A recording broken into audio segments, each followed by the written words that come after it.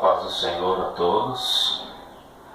Bem-vindos ao nosso curso teológico, curso médio em teologia. O nosso núcleo teológico é o IBAD 723-001, na Redenção, que fica na Rua das Seringueiras, número 84, em Diadema. Sejam bem-vindos vocês que nos acompanham pela primeira vez, vocês que irão sintonizar via YouTube, via redes sociais, que vocês possam compartilhar, que venha ser para elevo espiritual de vocês, que seja para esclarecimento. Bom, esse mês, meus irmãos, estamos estudando sobre os profetas maiores.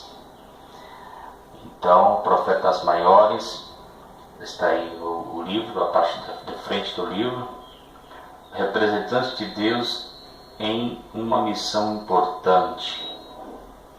Então, isso é muito importante, uma missão importante dos profetas de Deus. Então, muito bem, vamos dar início. Então, essa pequena introdução, esta obra visa o estudo dos profetas maiores, que se constituem em 5 livros: Isaías, Jeremias, Lamentações de Jeremias, Ezequiel e Daniel, e que estão classificados entre as 4 grandes divisões do Antigo Testamento: lei, história, poesia e profetas. Então, a nossa divisão da nossa Bíblia, da nossa Bíblia cristã, ela está dividida em 4 grupos, os livros do Antigo Testamento. Então, só para nós sintonizarmos na linha do tempo, sintonizarmos na Bíblia, que localidade da Bíblia estão os profetas maiores. Então, a nossa Bíblia cristã, a forma de organização, está em 4 grupos, que são lei, história, poesia e profetas. Então, só para nós nos situarmos, para ficar melhor, para entendermos onde ficam nossos profetas, a qual estamos estudando, como a introdução a esses profetas, como vocês podem ver aí, 66 livros o Antigo Testamento, 66 livros da Bíblia, 39 no Antigo Testamento, 27 no Novo Testamento. Então, dividido aí 5 livros da lei, 5 livros da lei, 12 livros históricos, 5 livros poéticos, 5 livros profetas maiores e 12 profetas menores, a qual, juntando maiores com menores, dá os profetas na nossa Bíblia cristã. Tudo bem? Até aqui? Então, só para nós sintonizarmos. Os livros do Antigo Testamento. Bom, como eu tinha falado anteriormente, que é 5 livros da lei, os livros históricos, os poéticos e os profetas. Agora a gente já colocou aqui para vocês facilitar o nome de cada um desse grupo nosso. Lembrando, tá? Nossa Bíblia cristã, ela está dividida em 4 grupos, 4 listas. A primeira lista, o primeiro grupo, Pentateuco. Penta quer dizer 5, teu, livros. Então é lei, dá na mesma. Então a lei, o Pentateuco, 5 livros: Gênesis, Êxodo, Levítico, Número, Deuteronômio. Os livros históricos, que são Josué, Juízes, Ruth, 1 e 2 Samuel, 1 e 2 Reis, 1 e 2 Crônicas, Esdras, Neemias, Esther, relata muita história do povo de Deus. Livros poéticos: Jó, Salmos, Provérbios, Eclesiastes, Cantares. Profetas maiores, que é a qual a ênfase nossa vai ser o estudo dos profetas maiores, A ênfase nossa vai ser nesses cinco livros. Vou até grifar aqui para vocês. Aqui, ó. Isaías, vocês estão de vermelho vendo. Jeremias, Lamentações, Ezequiel e Daniel. E os profetas menores, que é Oséias, Joel, Amós, Abadias, Jonas, Miquias, Naum, Abacuque, Sofonias, Ageu, Zacarias e Malaquias. Só para vocês terem uma noção básica que o grupo dos livros da Bíblia, do Antigo Testamento, está dividido em 4 grupos. Só que muda um pouquinho quando se fala de Bíblia hebraica, tá? Como que eu disse para você, a divisão dos livros, elas não são inspiradas, é mais uma questão de organização, né, para a gente se achar, sintonizar. Enquanto que a nossa Bíblia está dividida em 4 grupos, a Bíblia hebraica, e nós não temos base bíblica para dividir esses 4 grupos, mas também é mais uma questão de organização. Enquanto nós não temos base bíblica, mas é mais uma forma de organização desses 4 grupos, a Bíblia hebraica, ela tem base bíblica e está dividida em 3 grupos.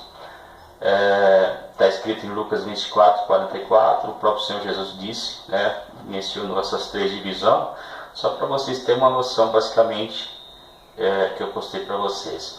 Ó, a lei, que é os 5 primeiros aí, ó, Gênesis, Êxodo, Levítico, Números, Deuteronômio, profetas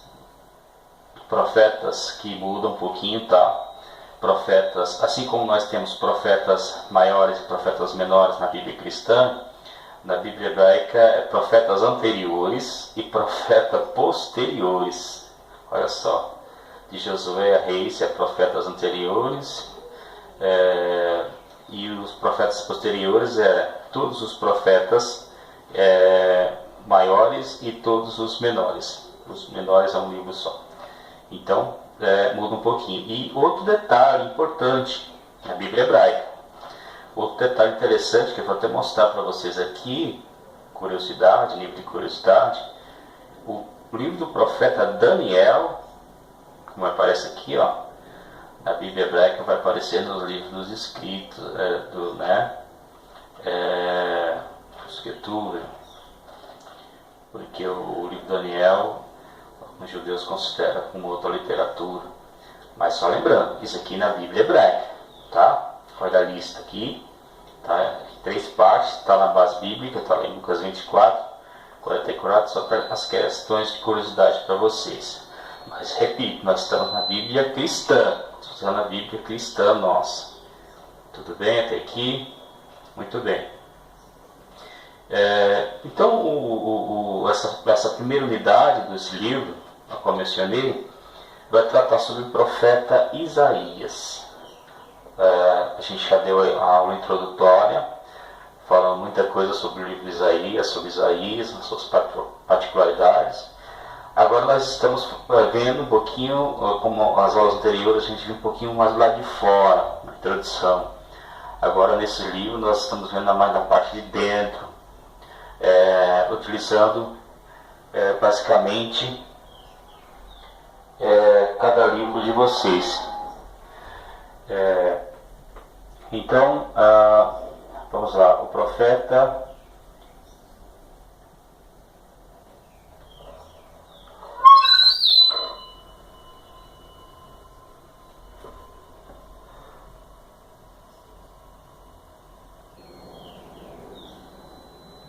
Muito bem.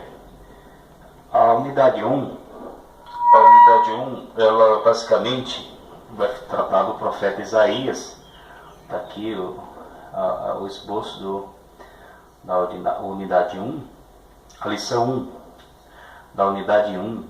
Cada unidade tem 5 lições. A unidade 1 vai falar sobre o profeta Isaías. A lição 1. A lição 2, a vinha de Yahvé. Lição 3, as nações como instrumentos de Deus. Lição 4, o castigo dos instrumentos de Deus, e são 5: a promessa, o Messias e o milênio. Muito bem. Vamos começar aqui. No livro de vocês, que vocês estão em casa aí, a página 15. A página 15 vai tratar basicamente um profeta no palácio. Então aí vocês, quando falam profeta no palácio, nós podemos imaginar a área geográfica de atuação, de convivência, que esse profeta teve. Por exemplo, se a gente lembra do João Batista, a área geográfica dele era o deserto da Judéia. Então, mas a área geográfica de atuação do profeta Isaías, quando fala profeta no palácio, sempre quando você lê um texto, você faça a pergunta ao texto, porque isso facilita a sua compreensão, facilita o seu entendimento. Na busca para obter a resposta, você acaba desvendando, você acaba aprofundando o seu conhecimento. Então, o profeta no palácio, a gente pode ver já aí a área geográfica, a área de atuação, o habitat desse profeta. Então, o profeta do palácio, no palácio. Por quê? O profeta Isaías, ele é chamado príncipe dos pregadores, ele é chamado príncipe porque ele era na nobreza. Então, segundo a Bíblia, não vai falar, mas a gente sempre utilizamos 3 fontes, né? A primeira fonte é a Bíblia, é a história bíblica. A segunda fonte é a história extra-bíblica, que é muito interessante. A terceira fonte tem a história antibíblica, mas isso aí é mais para as seitas heresias, né?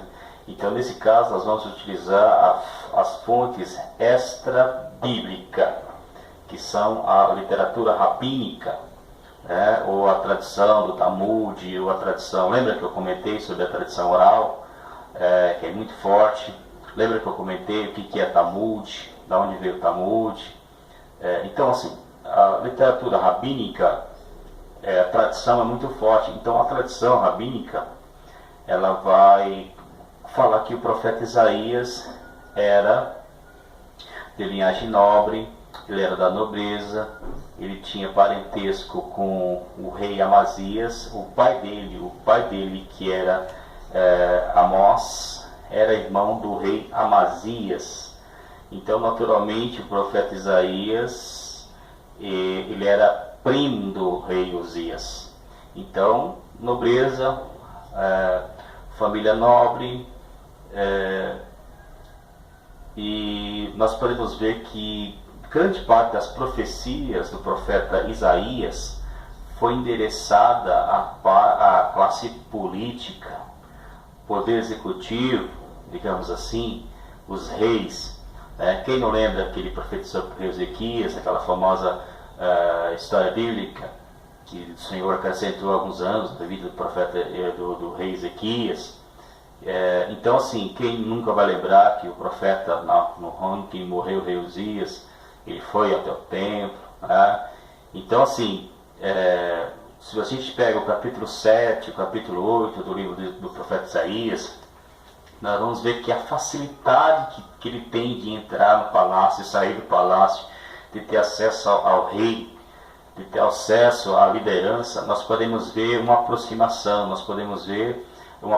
dele com a elite religiosa, os sacerdotes. Então, o profeta num palácio. Então, na verdade, Isaías era de linhagem nobre, ele era da nobreza, e naturalmente ele era por isso que é chamado profeta no palácio. Ok? Vamos lá. Continuando aqui. A página de vocês, no livro de vocês, a página 17, o capítulo 1.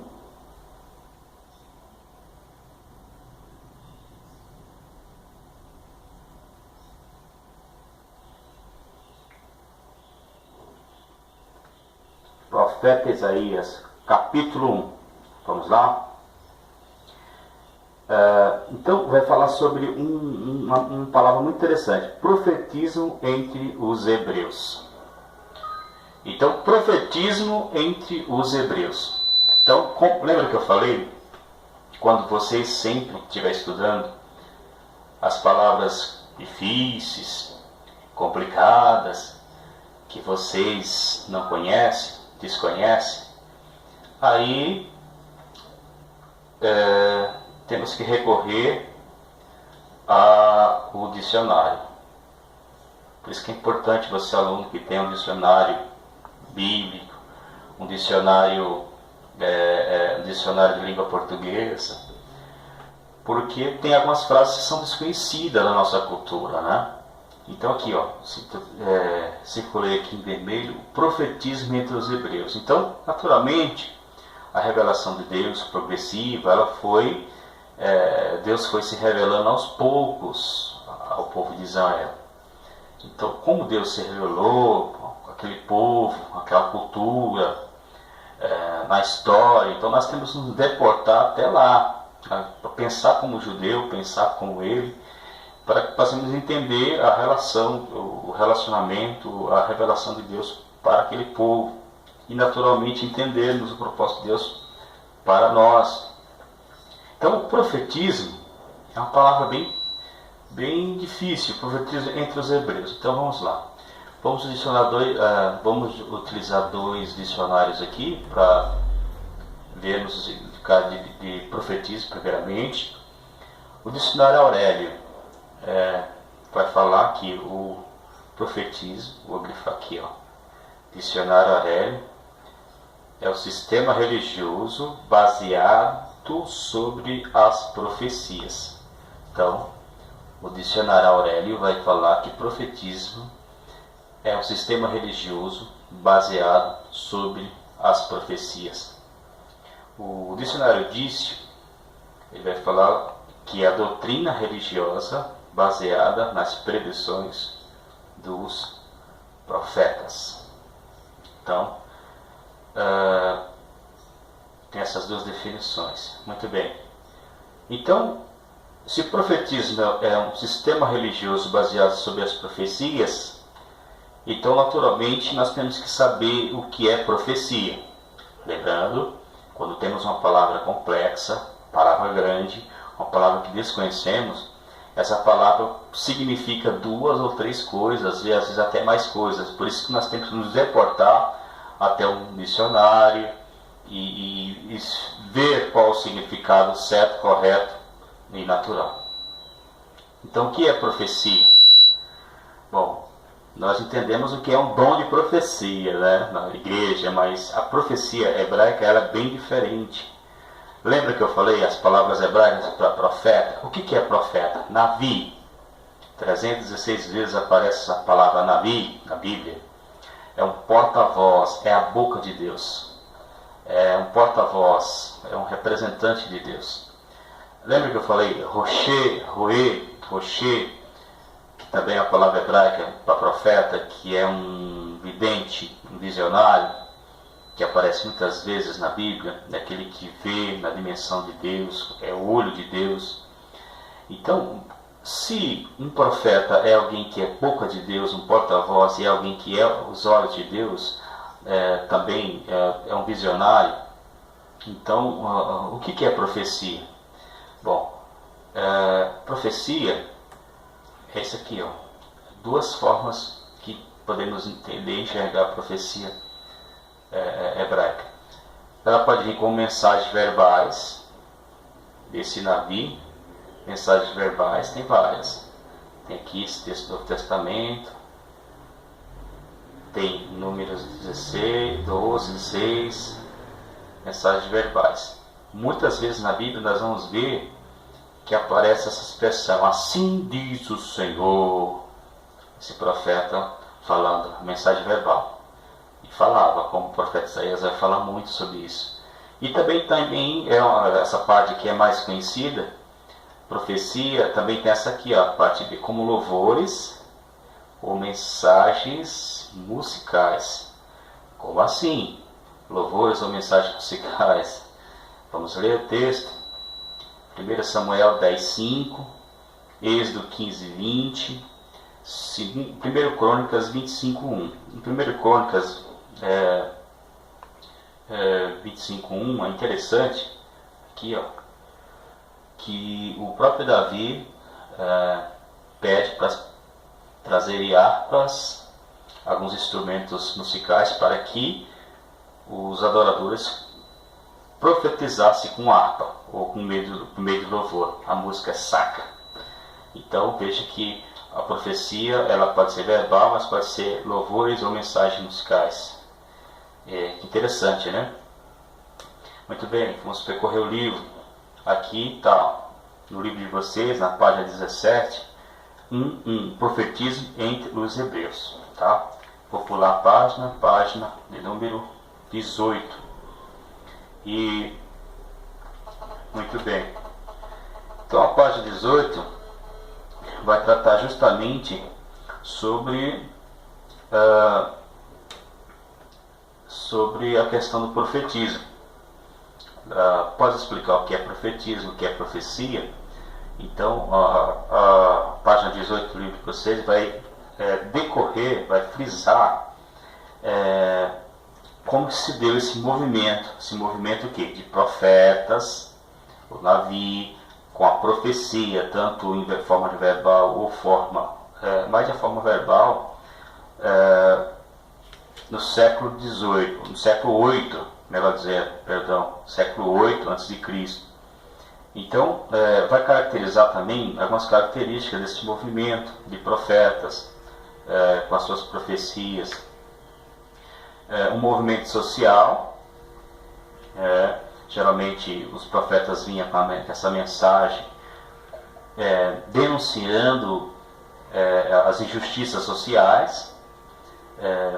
Político, geralmente o profeta vinha com uma mensagem verbal, condenando o poder executivo, que é os políticos, no caso os reis. O rei Acas, muitas vezes, o próprio, quem não lembra, o profeta Isaías veio até Ezequias, dizendo para ele arrumar sua casa que ele morreria. Bom, é uma mensagem verbal. E religioso, geralmente os profetas denunciavam a hipocrisia, a idolatria. Eles usam muito a figura de linguagem, a metáfora para descrever Deus como marido, Judá, Israel como uma esposa infiel, traidora. Então eles vão usar muito essa figura para descrever o adultério espiritual do povo. Então o profetismo ele surgiu, não é que surge no século 8, mas ele se intensifica no século 8. Por quê? Porque justamente o povo de Israel tinha perdido a sua identidade, tinha perdido a lei, tinha deixado a unidade espiritual. Então esses profetas surgem no momento crítico justamente para Deus trazer o povo para a lei novamente, para a unidade, para a harmonia. Só lembrando que nessa época o reino de Israel e de Judá estavam divididos, reino do norte e reino do sul. Então os profetas, o profetismo ele se intensifica mais na época do Reino Unido, Saul, Davi e Salomão. Quando Salomão morre, o seu filho divide o reino e naturalmente depois dessa divisão do reino, naturalmente Deus vai levantar muitos profetas. Então outra hora é bom lembrar que alguns profetas vão para Judá e Jerusalém, que é o caso de Isaías. Outra hora a gente vai ver profetas indo para o lado de Israel, para as 10 tribos.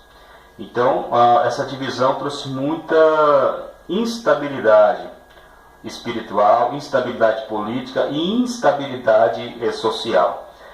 Por isso a demanda de Deus, como uma porta-voz, mandando os profetas para o povo voltar para essa unidade. Então o autor aqui vai frisar que vai se intensificar o século 8 a.C., o profetismo, justamente por essa demanda que o povo tinha deixado a lei, tinha deixado os propósitos de Deus. Surgimento dos profetas, a página 18 de vocês, ou melhor, página 19, 2, subtópico. Bom, surgimento dos profetas. Os profetas, instrumentos de fortalecimento da fé e de advertência quanto à necessidade de obediência a Deus e ao pacto, foram levantados no século 8 a.C., AC. Então, já tinha falado sobre isso aí, mas é bom frisar aqui: os profetas, instrumentos de fortalecimento da fé e de advertência quanto à necessidade de obediência a Deus e ao pacto, foram levantados no século 8 a.C., um período marcado não só por intenso desenvolvimento histórico, intelectual, científico, político e econômico, mas também por graves problemas morais e sociais, principalmente na nação de Judá. Nesse período, grandes potências como a Síria, Egito e Babilônia tentavam conquistar o mundo através da guerra ou da rendição voluntária. Esses combates se intensificaram quanto muitas potências outrora fortes enfrentavam um ascendente declínio, atraindo olhares de outras nações na corrida da universalização política da época.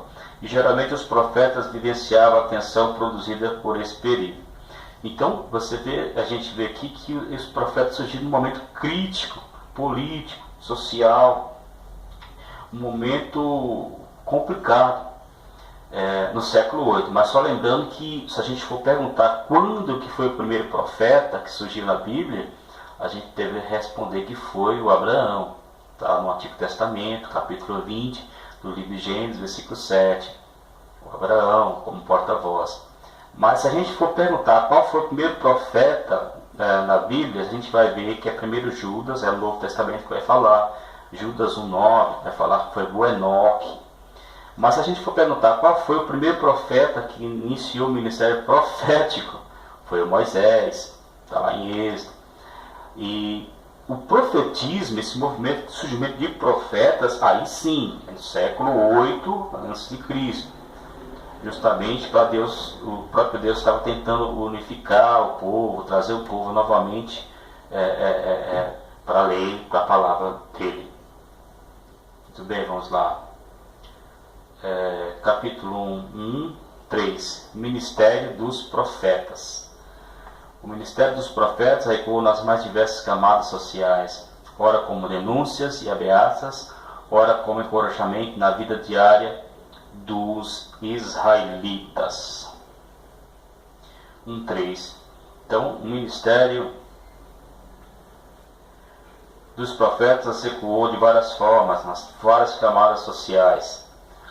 A tarefa desses servos de Deus consistia em conduzir o povo pelos caminhos de Yahvé e levá-los à obediência da lei mosaica, para que a fé fosse conservada e as bênçãos de Deus continuassem. Interessante, né? No primeiro parágrafo aqui, a página 20,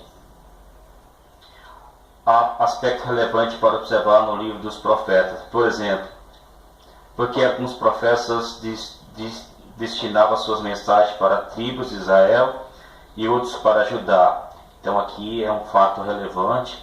Alguns profetas, nesses seus ministérios, vão se direcionar-se para Israel, outros vão direcionar-se para Judá, pois estavam divididos, 10 tribos para Israel, 2 tribos para Judá.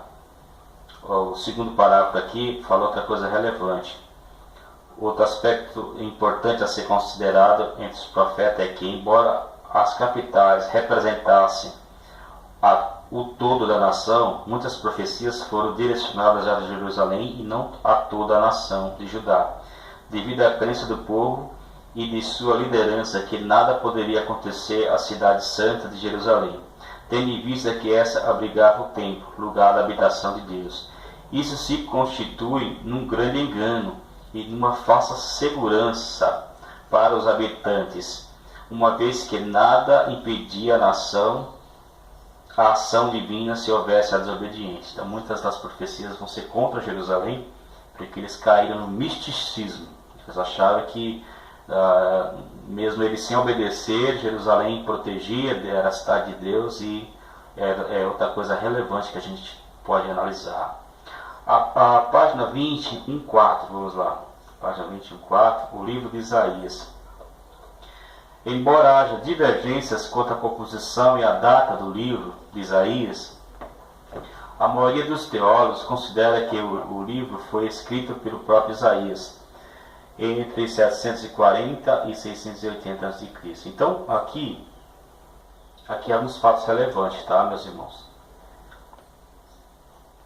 Aqui a data do livro. Alguns consideram que Isaías foi 3 Isaías, outros consideram que foi 2 Isaías. Mas há alta crítica, século XVIII para cá, mas é irrelevante. A grande maioria dos teólogos tradicionais, judaico-cristão, considera Isaías o único autor desse livro. E é interessante que nós temos respostas para a alta crítica, para os liberais, né, que não acreditam muito no poder sobrenatural dos milagres. Então eu vou mostrar aqui para vocês, um pouco de verdade, algumas respostas. Vocês podem acompanhar na enciclopédia do Norman Geisler. Essa resposta é muito interessante, mostrando em muitos pontos que Isaías é o autor desse livro. Bom, a posição tradicional quanto à autoria, posição tradicional quanto ao livro de Isaías, de que ele foi uma única obra escrita pelo profeta Isaías, apoia-se em vários argumentos. Olha só, a posição tradicional, que é a judaico-cristã, que somos nós, né? Vou ler com vocês aqui, acho que é relevante. Primeiro, a posição crítica que divide Isaías em 2 ou mais livros baseia-se na suposição de que não exista o que se chama de profecia preditiva. Eruditos da atualidade declaram que as profecias dos capítulos 40 a 55 relativas ao rei Ciro devem ter sido escrita depois do reinado dele na Pérsia. Esta visão é contrária ao sobrenatural e procura explicar esses capítulos de Isaías como relato histórico e não como uma profecia preditiva. Entretanto, como Deus sabe desde o princípio o que por fim vai acontecer, Isaías 46:10, não é absolutamente necessário ter-se que negar o elemento sobrenatural das profecias.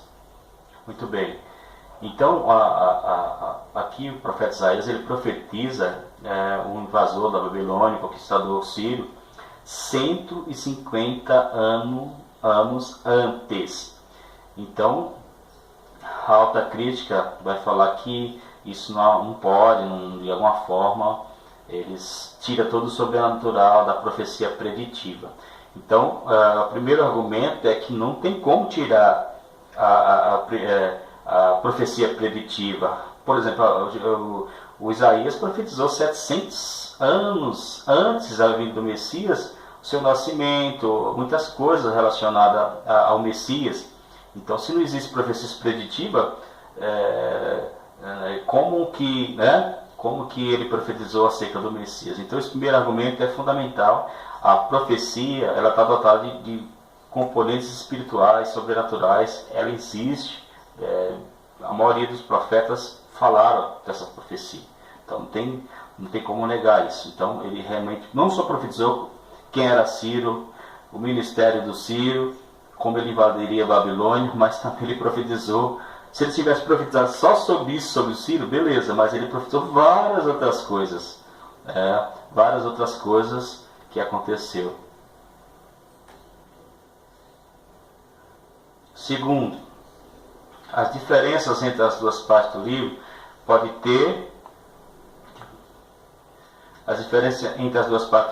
ser explicadas de outras maneiras, que não a teoria de que houve 2 autores. entendeu? Os capítulos 1 a 39 preparam o leitor para profecias contidas nos capítulos 40 a 66.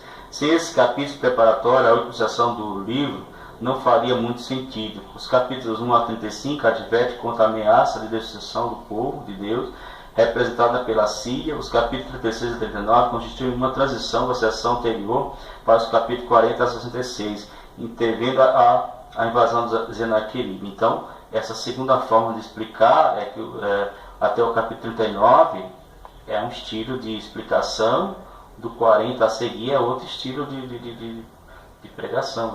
É outra forma de mostrar a diferença, né? A diferença não tendo dois autores, mas visão diferente. Terceiro, as diferenças das palavras no estilo entre as duas seções do livro têm sido usadas como argumento pelos críticos eruditos para suas declarações de que são pelo menos dois livros diferentes. Entretanto, essas diferenças não são assim tão grandes como se tem dito, e aquelas que realmente ocorrem podem ser explicadas como decorrente do fato de que o assunto portanto, a ênfase são diferentes. Nenhum autor escreve seguindo exatamente o mesmo estilo. Então, dá para explicar, naturalmente, entretanto, certas frases são encontradas nas duas seções. Então, também dá para explicar. Glória a Deus. Terceiro. Quarto. Isso aqui eu acho a mais coerente. Lucas, em 4,17, vemos que ao levantar-se o Senhor para ler a sinagoga, lhe deram o livro do profeta Isaías. As pessoas da sinagoga e o próprio Jesus admitiram que esse livro era do profeta Isaías. Outros autores do Novo Testamento também aceitaram Isaías como autor do livro todo. João 12,38 afirma que Isaías foi quem fez a declaração que se encontra em Isaías 53:1.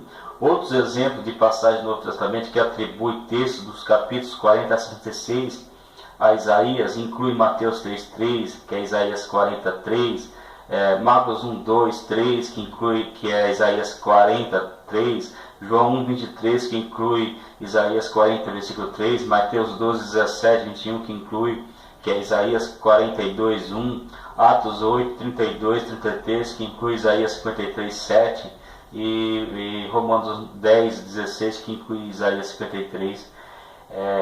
Então, assim, tanto Jesus, que ele vai pegar Isaías 61 e ele vai falar que é Isaías, tá? Então, se fosse dois autores, ele não falaria que era Isaías. Mas não só Jesus, partindo de Jesus, pode provar que grande parte dos apóstolos citaram a segunda divisão de Isaías, do capítulo 40 para lá, que relacionaram a Isaías. Então, essa aqui é uma grande prova que Isaías foi o único autor. Quinto, os papiros do Mar Morto incluem cópias completas do livro de Isaías e não interrupção alguma entre os capítulos 39 e 40. Isso significa que a comunidade de Qumran aceitava as profecias de Isaías como sendo o único livro do século II a.C. A versão grega da Bíblia hebraica, que também data do século II a.C., considera o livro de Isaías como o único livro escrito por um único autor, o profeta Isaías. Só lembrando, tá, meus irmãos, aqui em 1947, nas cavernas de Qumran, acharam um livro do profeta Isaías, mais de 7 metros de comprimento, está intacto. Interessante. Então, isso aqui também, fatos históricos que aconteceu, pode provar. Beleza. Então, vamos para frente. Então, só alguns argumentos para vocês falar a alta crítica que querem tirar tudo sobrenatural da profecia preditiva. A página 20, profeta Isaías, página 1 e 5.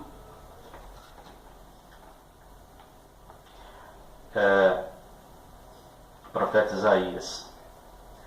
Isaías é reconhecido pelo Senhor como o mais ilustre de todos os profetas do Antigo Testamento. É chamado às vezes de profeta magno ou rei dos profetas. Tem sua vida relatada somente a partir do reinado de Uzias. Antes disso, sabe-se apenas que era filho de Amós, a qual a tradição judaica afirma que era primo do rei Uzias. Então, a gente já falou sobre isso aqui. De acordo com os estudiosos, aí cresceu em Jerusalém no período marcado pela prosperidade para Judá e sob a liderança do rei Uzias. Esses mesmos estudiosos, baseados em diversos fatos, consideram que esse profeta teve elevada cultura intelectual. Sobre o fato de ele ter elevado a cultura intelectual é interessante. O profeta Isaías vai usar 2.186 palavras diferentes. Então ele era um profeta de alta cultura mesmo. Era um poeta, era um historiador. Então é muito interessante. O profeta era casado, ele tinha uma mulher denominada na Bíblia como a profetisa. Está em Isaías 7:3, Isaías 8:3-18. Ele teve 2 filhos também, Seá-Jesub. Seá-Jesub quer dizer remanescente, renovo, remanescente. É do capítulo 39 ao